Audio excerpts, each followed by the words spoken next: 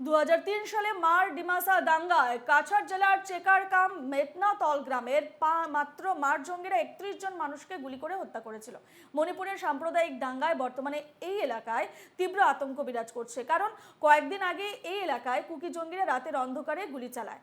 পার্শ্ববর্তী গঙ্গাপুর এলাকায় পুলিশের এনকাউন্টারে 3 জঙ্গি নিহত হয়। সাম্প্রতিক এই ঘটনা প্রবাহে স্থানীয়দের নিরাপত্তার জন্য একটি অস্থায়ী ক্যাম্প বসানো হলেও আতঙ্কের রাত্রিতে অনেকেই ঘরের বাইরে জঙ্গলে বসবাস করছেন।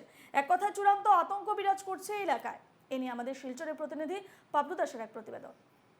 আসাম, মণিপুর এবং মিজোরাম রাজ্যের যে সংযোগস্থল রয়েছে সেটা এই চেকারচাম এলাকা। 2003 সালে আমরা দেখলাম মার এবং ডিমাসা দুই গোষ্ঠীর সংঘর্ষের ফলে এখানে কুকি এবং মার উগ্রপন্থী সংগঠনের এক রাত্রে 31 জনকে গুলি করে হত্যা করেছিল এই গ্রামের এই 31 জন বাসিন্দাকে। এখানে সুরক্ষার ব্যবস্থা করা হয়েছিল, কিন্তু পরবর্তীতে দেখলাম আমরা এই গ্রাম থেকে যে ক্যাম্প যে বসানো হয়েছিল সেই ক্যাম্প লুটপাট করে এখান থেকে কুকি জঙ্গিরা এখান থেকে সেই ক্যাম্প লুটপাট করে সেখান থেকে বিভিন্ন ধরনের অস্ত্র সামগ্রী নিয়ে যায়। পরবর্তীতে সেই ক্যাম্প এখান থেকে চলে যায়। চূড়ান্ত নিরাপত্তাহীনতায় ভুগছেন এলাকাবাসীরা। মণিপুরি এবং কুকি গোষ্ঠীর যে দাঙ্গা শুরু হয়েছে সেই দাঙ্গার আঁচ পড়েছে এখানে। চূড়ান্ত নিরাপত্তাহীনতায় ভুগছেন তারা, এবং কি বলছেন তারা এই নিরাপত্তা নিয়ে আমরা তাদের জিজ্ঞেস করব। এখানে যারা বাসিন্দা রয়েছেন অনেকেরই সেই সময়ের দাঙ্গার কারোর স্ত্রী, পুত্র, কারোর স্বামী, অনেকেই এই ধরনের হারিয়েছেন তারা। তো আমরা জানবো তাদের থেকে। দিদি, আপনার নাম কি? আমার দেবিতা বর্মন। তো আপনার কোন কোন আত্মীয় এই 2003 সালে যে গন্ডগোল হয়েছিল সেই গন্ডগোলে মারা পড়েছিলেন? গন্ডগোলের সময় আমার দাদা মারা গেছে, কাকু মারা গেছে, আমার ঘরের আর আমার পরিবারের আমার কাকু মারা গেছে আমার জামাইয়ের ঘরে। তারপরে তো আমরা গন্ডগোলে মানে শরণার্থী হইয়া থাকছি ডলাই হাই স্কুলে প্রায় 1 বছর।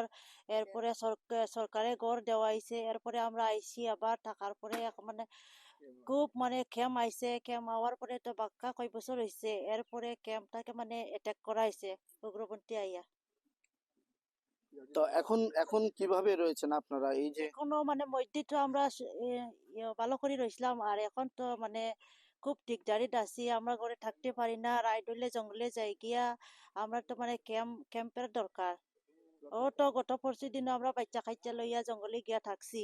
পার্মানেন্ট করিয়া কথা নাই আর কি। এখনো যারা সিপাই আইছে এগুলা মানে জল নাই, জলের লাগি ব্যবস্থা নাই, আর লেট্রিন ঘর নাই, কারেন্ট নাই।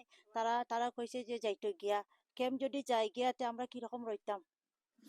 আহ আপনাদের আরেকটা জিনিস দেখাচ্ছি। এখানে যে ঘরটি রয়েছে 2003 সালের পর এই ঘরটিকে তৈরি করা হয়েছিল 4 লক্ষ টাকা খরচ করে। পরবর্তীতে সেটা পরিত্যক্ত অবস্থায় পরিত্যক্ত হয়ে যায়।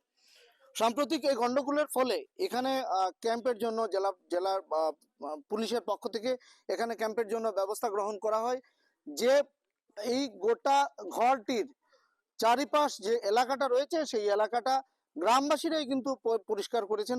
যদিও এখান থেকে কিছুটা দূরত্বে একটা ক্যাম্প তৈরি করা হয়েছে, কিন্তু সেই ক্যাম্পটাও কিন্তু সুবিধাজনক নয়। এই অবস্থায় তাদের দাবি অতি সত্বর এখানে একটা পার্মানেন্ট ক্যাম্প গড়ে তোলা হোক, এবং পাশাপাশি এখানে সুরক্ষা ব্যবস্থা আরো কঠোর করা হোক।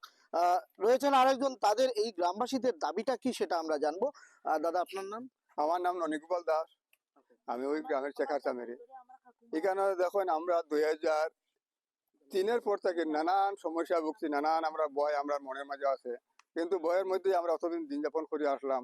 আমরা দিনমজুরি মানুষ। সেদিন রাত্রে আমার নেপাল দাসের বাড়িতে গুলি হওয়ার পর থেকে আমরা আরো আতঙ্কিত হয়ে গেছি। এরপরে যাই হোক, আমরা থানার ওসি স্যার হওয়ার পরে একটা আমরা অস্থায়ী ক্যাম্প আনিয়ে দিয়েছেন। তাও এটা থাকার মতো উপযুক্ত নাই। আমরা খনে স্কুলে একটা প্ল্যান করি, এখন একটা উইভিং সেন্টার আছে, এটা এখন উইভিং সেন্টারে কোনো কাজ হয় না, আপনি পড়ে রয়েছে, ওইটা আমরা মেরামতি করিয়া পরিষ্কার করে দিয়েছি। কিন্তু এখানে পুলিশ প্রশাসনের পার্টি আইয়া দেখছে, ওসি স্যারও দেখছেন, দেখার পরে জায়গাটা এটা সুবিধা নাই, তারা পুলিশ থাকার মতো সুবিধা নাই। এখানে টিন একটু নষ্ট হয়ে গেছে, এবার এখানে কারেন্ট নাই, ঘরের ভিতরে প্লাস্টার নাই, ল্যাট্রিনের ব্যবস্থা নাই, জলের সুব্যবস্থা না, তাহার কারণে তারা এখানে থাকার ইচ্ছা নাই। এখানে যে ক্যাম্পটা আছে বাটালিয়ান আছেন তারা আমরা পরস্পর শুনতে পাই অস্থায়ী, তারা চলে যাওয়ার পর তো আমরা এখানে নানান আরো সমস্যা দেখা দিব। তারপরে আমরা ওটা মনের মাঝে যে সরকারের তরফ থেকে আমরা এখানে একটা পার্মানেন্ট ক্যাম্প দিলে আমরা নিরীহ মানুষে একটু শান্তি সুখে দিনটা যাপন করতে পারবো, ওইটা আমরা বিশেষ অনুরোধ কর্তৃপক্ষের কাছে রইল। আসাম, মণিপুর এবং মিজোরামের প্রত্যন্ত সীমানা চেকারচাম থেকে আমি পাপলু দাস, এনকেটিভি বাংলা।